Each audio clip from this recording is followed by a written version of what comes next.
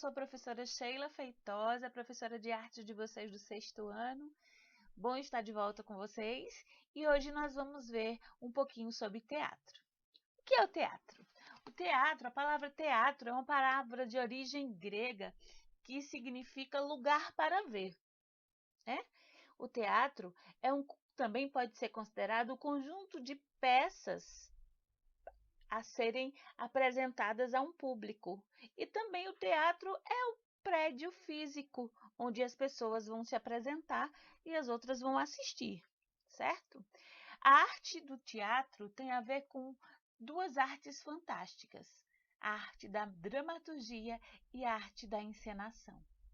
Vejam só, o dramaturgo é aquele que escreve a história, que escreve a peça de teatro, certo? E o ator é a pessoa que faz artes cênicas, é a pessoa que vai representar os personagens que o dramaturgo descreveu, que o dramaturgo inventou, que o dramaturgo se inspirou em alguém para, né, criar esse personagem.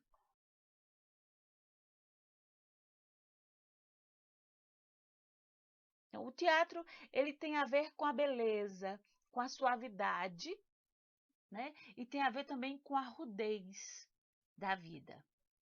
É muito interessante. O teatro, ele desde que o ser humano existe, que existe a necessidade de se teatralizar as coisas. Como assim, professora? Pelo seguinte, olha, enquanto muita gente acha que o teatro teve a sua grande origem na Grécia, a gente volta para os primórdios, para os povos primitivos, né? Da pré-história. Na pré-história, será que o homem não tinha necessidade de dramatizar?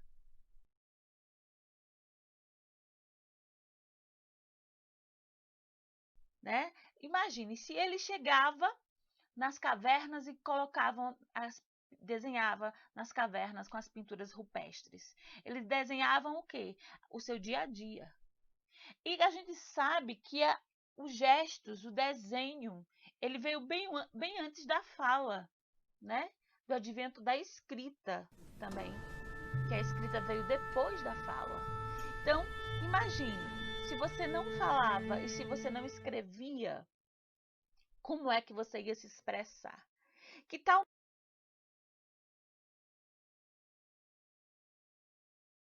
é muito interessante isso. Então, desde os primórdios, certo? Desde a pré-história que o homem usa essa coisa de dramatizar, de imitar um elemento, imitar um animal, imitar um personagem, certo? A gente não pode esquecer disso. Caminhando pela história, depois da pré-história, a gente tem a Idade Antiga, a história antiga, que mostra que várias civilizações se utilizavam de expressões corporais faciais, certo? Para seus cultos religiosos, tá? Até chegarmos na Grécia, certo? Até chegarmos na Grécia, que é de onde se origina o teatro ocidental, o teatro como nós conhecemos, tá certo? Então, o teatro ele nasceu, na verdade, de sua própria essência, né? Da necessidade de expressar o que o homem via, o que o homem sentia. Então, na Grécia, lá também as pessoas tinham necessidade de expressar seus sentimentos, suas reações, suas emoções, certo? E os deuses gregos, eles eram cultuados com grandes festas. Então, o deus Dionísio, que é o deus do vinho, tá? Tinha uma festa que durava 6 dias, tá certo?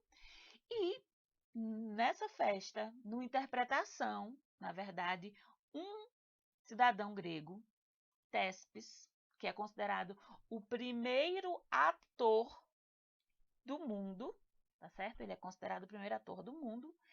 Ele transformou uma narrativa, porque ele era para Tespes chegar e dizer assim: o deus Dionísio. Mas, na verdade, Tespes chegou naquela praça, né? E falou: eu, Dionísio. Então ele transformou uma narrativa em um discurso em primeira pessoa e ele é considerado o primeiro ator, tá certo? Lógico que há uma diferenciação entre espetáculos e cultos religiosos, lógico, né?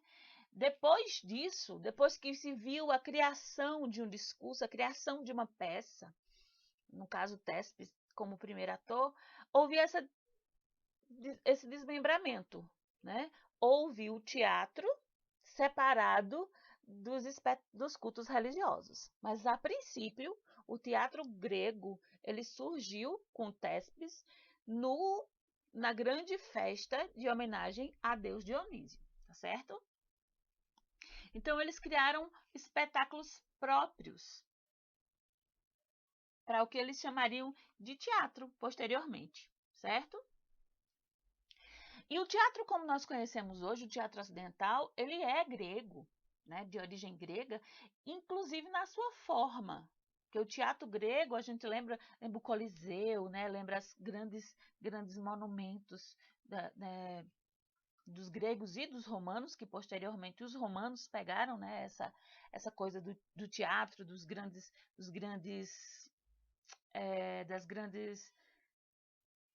espetáculos. Então teria o palco e também, né, os assentos para o público e o assento em forma declinável, assim, com declínio, para que todos pudessem ver o espetáculo. É muito interessante isso. A tragédia e a comédia. A princípio, o teatro ele tinha a tragédia e a comédia. A tragédia, como o próprio nome diz, trazia drama, sofrimento, e a comédia trazia elementos que seriam engraçados, pitorescos, cômicos, né? Isso sempre do dia a dia, porque o teatro, como toda arte, ela é expressão, né? Ela comunica. Então, muitas peças de teatro eram feitas para satirizar os governantes e tudo mais. Na Idade Média, era utilizado para contar as passagens bíblicas para as pessoas analfabetas. Então, na Idade Média, certo? O que aconteceu? Depois que a gente começa a contar, né? Depois de Cristo, algumas passagens bíblicas eram produzidas com teatro para poder ensinar, catequizar as pessoas, certo? Nessa mesma época surgiu o teatro itinerante, que é chamado Teatro Saltimbancos, que era um grupo de atores que saíam de cidade em cidade fazendo suas peças nas feiras, nos cultos religiosos, nas festas. Então eles saíam se apresentando, que eram chamados saltimbancos, hoje aqui no Brasil conhecido como mambembes, certo? Os mambembes, durante muito tempo, foi forte, né? Os mambembes. Eu mesmo cheguei a ver alguns espetáculos mambembe, né? E aí chegou o Renascimento, né? Vocês vão ver isso tudo direitinho com os professores de história também. E a gente tem o surgimento do Pierrot e da Colombina e do Arlequim. E aí começa o uso das máscaras. Mas no teatro grego já se usava máscara, tá, gente? Já se usava máscara. Então, nós temos o uso das máscaras. Então, as máscaras no carnaval, certo? Que nós pensamos que são máscaras apenas carnavalescas, elas têm origem no teatro. Então, a gente já sabe por quê. O Pierrot, a Colombina e o Arlequim são personagens teatrais que hoje fazem parte da nossa cultura popular do carnaval, certo?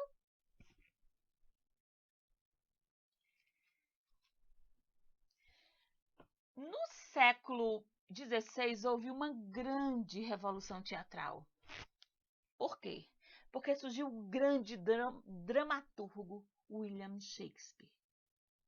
William Shakespeare, ele foi um dos primeiros dramaturgos a contar o sofrimento humano, a angústia, mas também a contar as mazelas humanas, né? A inveja, a usura, certo?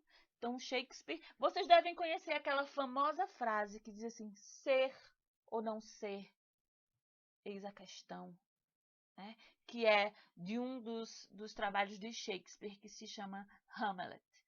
Um dos trabalhos de Shakespeare que vocês devem ter ouvido falar é Romeu e Julieta.